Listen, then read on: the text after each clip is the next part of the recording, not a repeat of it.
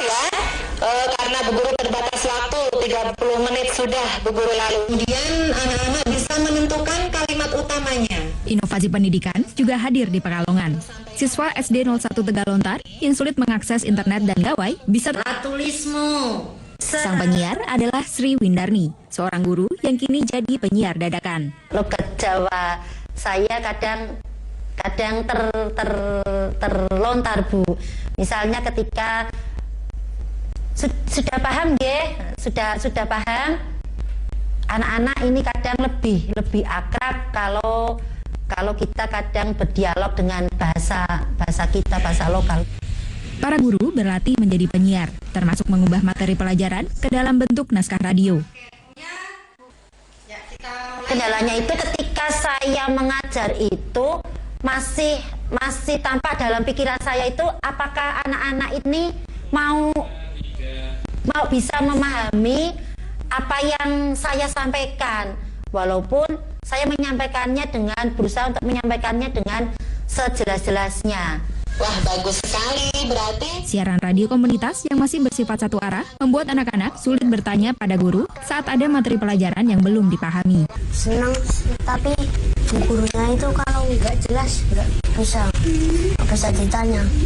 Coba kalau misalnya Solusinya sementara ini adalah murid bisa bertanya ketika pelajaran usai sekaligus untuk persiapan materi pelajaran esok hari.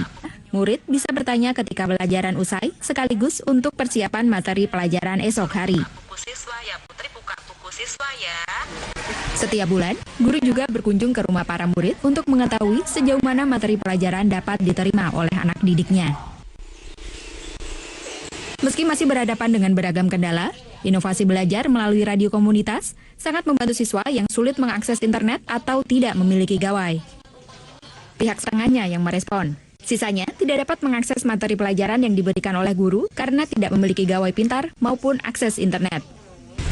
Anaknya ya lebih rajin belajar kalau lewat ini radio. Kalau dulu kan lewatnya kan tugas, ntar dikerjain nanti gitu. Kalau sekarang kan ada radio kan jam 9 sudah standby.